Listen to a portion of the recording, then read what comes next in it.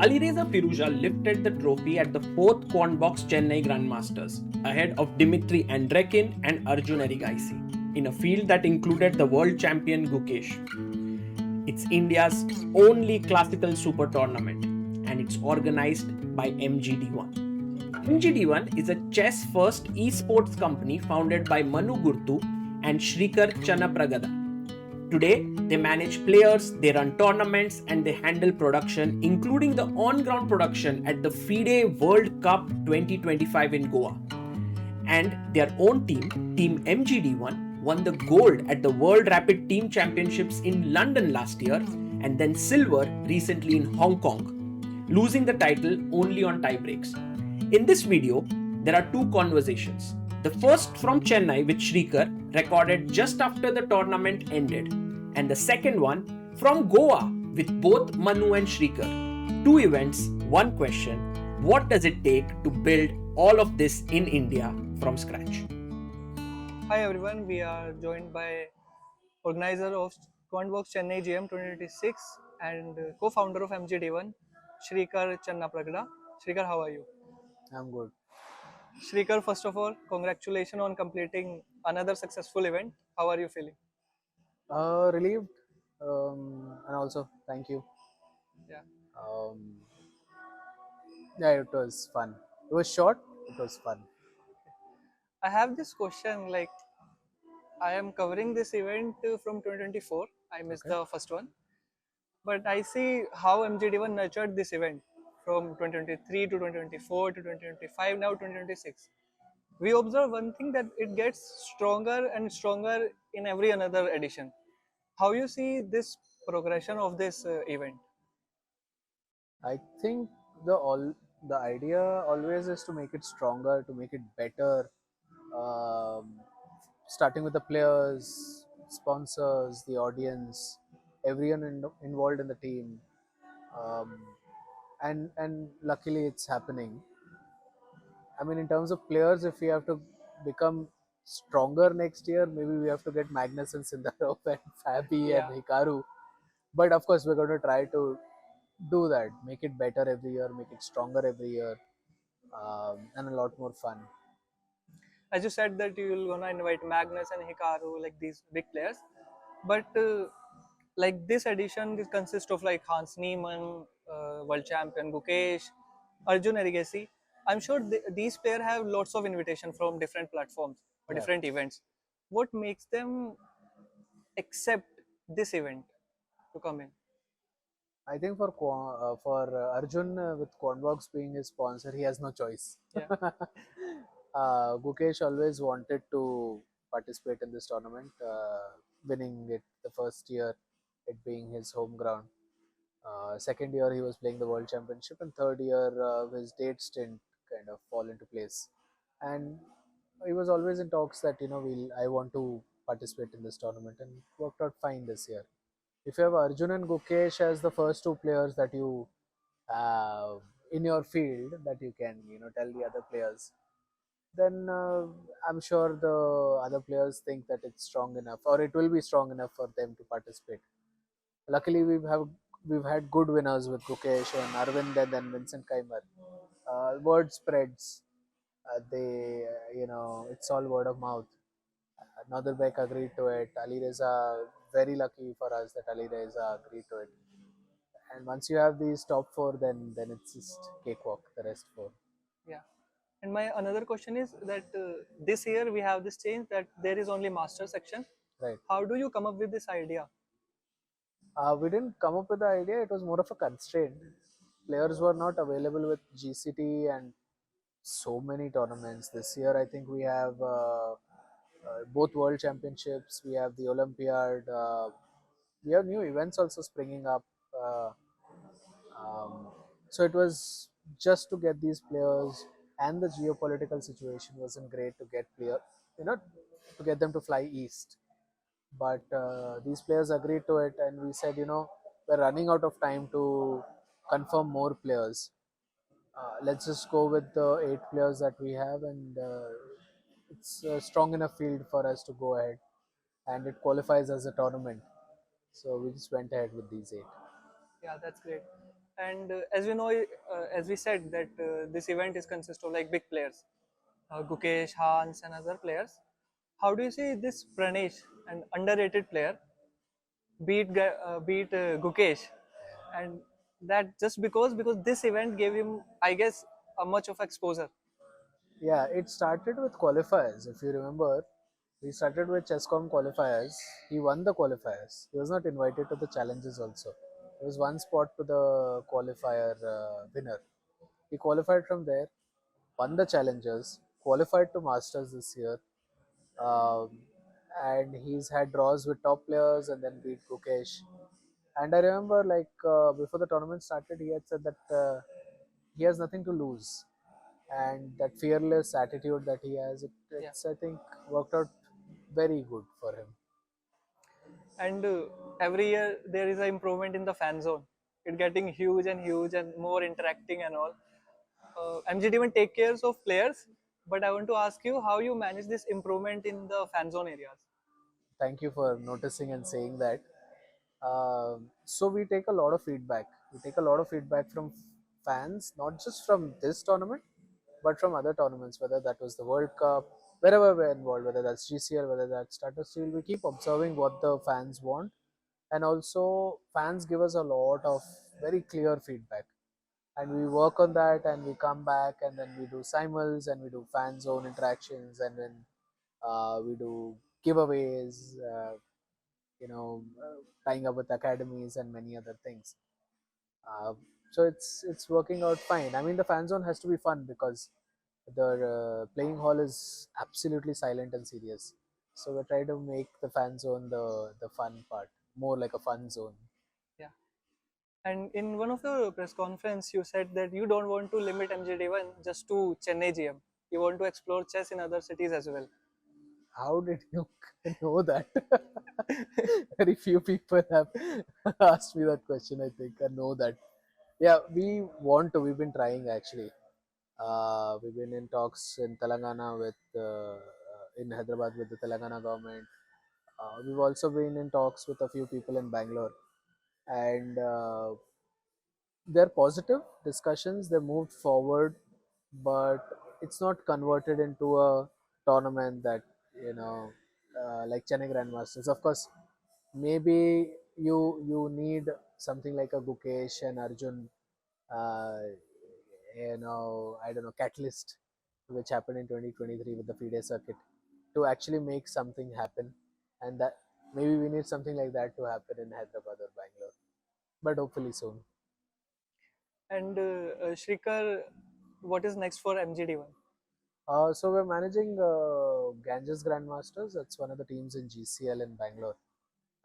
So I think we'll just take a week off, chill for some time, and then August we're back with Ganges. I think September 3rd is when we have to be in Bangalore and the tournament starts. Uh, so that's next. Nice. And one last question. You see, you are working with, you are a co-owner of MGD1, organizing event, doing like everything to exploring chess to everything. What is your personal growth related to MGD1? How you see yourself emerging throughout the years with MGD1? So I have been a sports person all my life. Always wanted to do something in sports management. Of course, chess was not the sport that I've ever played. I mean, I know the basics of it, but never played the sport. Uh, got an opportunity to get into this, partnered with a school friend, Manu, and started this, and it just kicked off. Luckily, players trusted us enough, the community trusted us enough uh, to to kind of make things happen. You need everyone to kind of help you out with whatever we're doing. So personally, it's been quite rewarding. It's been quite different also from whatever I've done previously.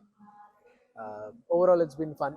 There are good people in chess. That's the best part about chess, whether that's players or the promoters around the players. Eh, They're really good people to just hang out and chill and do things. And I keep looking forward to the next tournament. Yeah, that's great. Thank you so much for your time, Shrikar, and we wish you and MGD1 all the best for the upcoming events. Thank Thank you. you. I am joined here by Sreekar and Manu from MGD1. For the last 30 days, we have been working so hard at the FIDE World Cup 2025. You guys were the event managers. A lot Yes. of work in organizing the whole thing to make such a big event come true. First of all, how are you feeling right now as the event is coming to an end? Maybe Shrikar, you can go first. I think I'm relieved.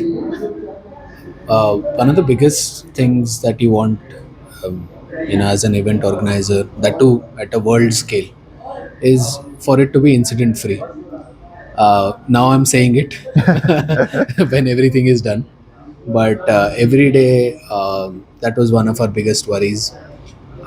Everything was planned for, but you never know. Something might go off on one of the days. But luckily, all upsets happened on the board and nothing of it. Manu, maybe a few words from you. Yeah, like Shrikar said, relief for sure. Thankful and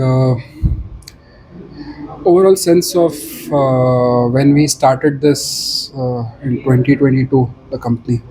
Um, I mean, from there, finally being able to organize an event at this level at world scale, and feels like an achievement as well. So, I mean, yeah, relieved for sure. I'm sure, I think this is the biggest event MGD1 has organized. Yes, for sure, by far. Like in terms of scale. Of course. How was the amount of work? I'm sure there were a lot of teams to coordinate in between. For the layperson, can you tell us a little bit about your roles during this event? Yeah, actually, the thing is, from the outside, it looks like that you need chairs, tables, and chessboards, and that's about it. It's not so simple. Chess is fairly complicated. It's fairly technical. You need, like, there are small nitty gritties. I mean, even if you on the side you see the writing pads which are kept, everything, small little details for the comfort of the player, for the fair play regulations, and there are a lot of things that you have to do to make this scale of an event possible. So yes, there were multiple teams.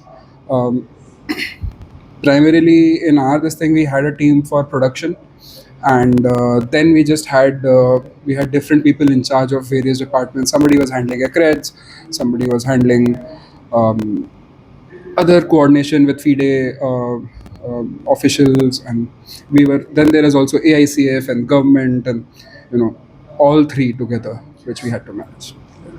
I think there are many different bodies which were associated, of course, in this Yeah. tournament. There's All India Chess Federation, Goa government is one, as you mentioned. Also, FIDE, of course, the organizing force behind this tournament. How was it to interact with all these different bodies, and like how was the interaction and experience like for you? I think this was the first time that we've interacted with three different bodies. Yes. One of them being the Goa government, one of them being All India Chess Federation, and then of course FIDE. Yes. At the same time. All three come from different cultures. Correct. Different sensibilities. For some, the game is paramount. For some, there are other things which kind of take precedence. Correct. Trying to manage all of that, trying to be the bridge between all three parties was one of the toughest roles I think that we've played.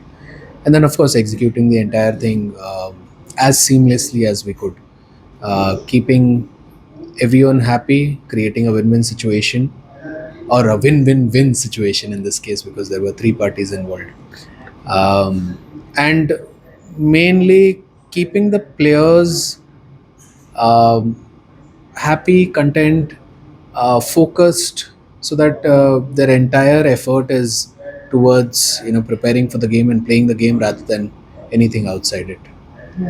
For sure. And I think so many things were involved, but I would like to know how it all started. When was the first time you guys got to know that World Cup will be happening in Goa, and maybe a little bit afterwards what happened? So I think we found out when everybody found out that it's happening in Goa. Yes. I mean, we did have a few indications. I mean, people also, they were sort of guessing online where it is going to happen and everything. But yeah, I mean, we found out once this happened, and then the process was, you have to fill a tender, and then it's like a government process, the whole Correct. thing that we had to do. So we did that, and I think our experience and work that we have done in the past played a major role in getting the tender.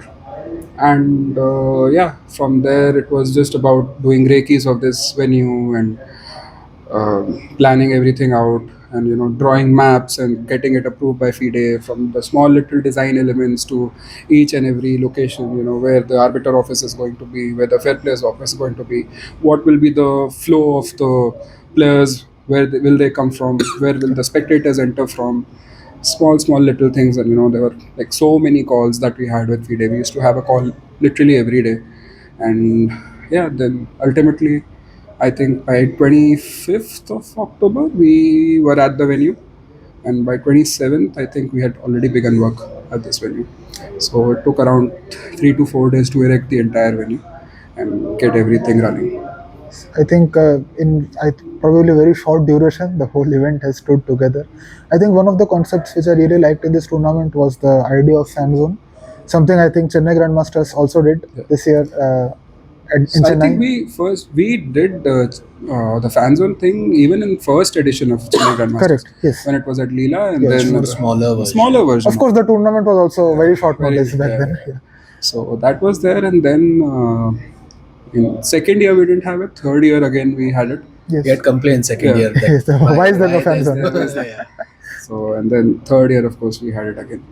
And yeah, I mean, because this is a silent sport. You really need some space for the audience to be able to cheer, and a wonderful job that all these guys, Sagar and Tanya and Sahaj, Sahil. I hope I'm not forgetting someone. Amrita, everyone. I mean, all of them. They did Harshit. Shit, Yeah, so they did a fantastic job, and I was happy to see. I mean, sad that Indians didn't make it. I mean, it would have been even more fun if they were there. But still, I think a lot of fans turned up, and thank you to all the fans who came. I think everyone had a great time in the fan zone. I saw many people just coming in. There was also this camera which was maybe showing sometimes them also, yeah. In this, I think very sort of new things for Yeah, chess. of course, definitely. These sorts of things happening. No, I think the idea is to make chess a spectator sport, and whatever it takes. I mean, these all are experiments right now. I think we're going in the right direction with fan zone. Luckily, fan zone is working out and it's becoming bigger and better with every tournament. Um, I I don't know whether it's adopted in other countries, but this is the way to go. Have a playing zone and then have a fan zone.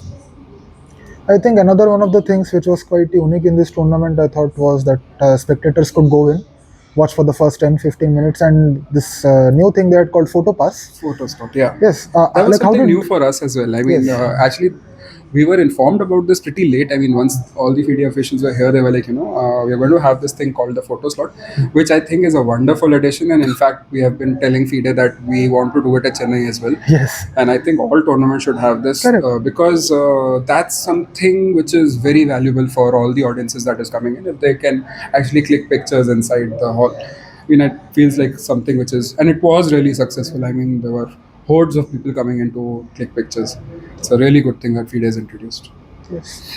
And all throughout these days, I'm sure there were many challenges which came, but you guys were able to solve them, the challenges. Tell us a little bit about the team who was working behind all this. Of course, there are more people than you two guys. Yes. Yeah. So of course, Manu and I were there. There's Maharshi who handles our production, heads it. There's Nikolai who handles entire operations. There's Toto who's slowly getting famous now. He was heading the photography team. We have Divya who's handling merchandise. Pavel, who usually is part of the broadcast team. Of course, out here he was handling accreds. He was handling the entire IT part of it. My wife also joined because we were falling short on staff. She also helped out wherever possible. In fact, we flew in a couple of volunteers from Chennai because we've trained them so well that we needed them to head, the volunteer section out here. There was the entire Jagran team, which worked on the production part of it. They were behind MGD1. All the production that you see is done by them. Am I missing anyone? No, I mean, from the Jagran team, I would definitely want to give a shout out to Varun, Keval, and all these guys. Yeah. Bapu, who did a wonderful job and put in their heart, a lot of it. Apart from us, there are a couple of other agencies that are also involved in this. One is called SGA, which is handling the accommodation, catering, and transport part of it out here. And then there is Showboat, which is handling the ceremonies, which is the opening ceremony, the closing ceremony, the big day activities. Also this rest day Rest thing. day Rest activities activities, was handled by them. So we met them for the first time actually out here, and it worked seamlessly. I mean, teams All were work- helping each other It didn't out. feel like three different teams. It felt like a single team is doing it. So Sandeep and Gautam from SGA and Sandeep from Showboat. Yeah, I think shout out to them also for seamlessly integrating. It was the first time doing chess for them. Also, they're coming from sports which have a lot of noise, fans. To go to suddenly something so silent. It's so quiet, yes. For them, it was a shock, but I think they've handled that well and done a wonderful job. For sure. I am pretty sure that it really does take a village to run such a big event. Yeah. And I would just like to end the interview with something on a personal note. MGD1 is a firm which is very, very closely connected with Arjun Erigaishi. Sreekar, you are Arjun's manager. Manu, of course, you have also seen Arjun from ground up from a very, very long time. It was a painful exit for him. As someone who is so closely involved with the event, how did it feel for you guys? Was it tough? How was it? It was painful for all of us. Yeah, 19th November. I think we should erase that date from the calendar itself. Correct. Yeah, we should perhaps. For obvious reasons, but I Shiv mean, has to go home. yeah, I mean, we've been with. I mean, he's still a kid for us. Yes. We know him for years now. It's really tough, when you're rooting for someone, and at the same time you're playing multiple roles. Also, you guys are working on the event actually while it's all going on. Yes. Right. So, I mean, we could have just said on 19th November that, Arjun's eliminated, so eliminate us also. With him, we're done. 20th was the break day. I mean, we took proper rest, and for India, the tournament was done for. But, for the rest four players, the two Uzbeki players, the player from China, and then Esipenko. All of them, I think it's their best result till date. So for them, something that Nikhilesh Jain actually told me, he said, it is their best tournament. Let us work towards that. Let's continue working towards that. Because, I mean, after Arjun left, it's bound to happen. We're human after all that, Yes. we're going to lose all the motivation. But then I really liked what he said, and of course the team also pulled through. And we've had some wonderful games after that as well. Thank you so much, both of you, Sreekar and Manu, for putting such a monumental effort into this wonderful tournament. The 23 years World Cup happened in Goa. Ends on a great note. So thank you so much, you guys. Thank you. Thank you so much.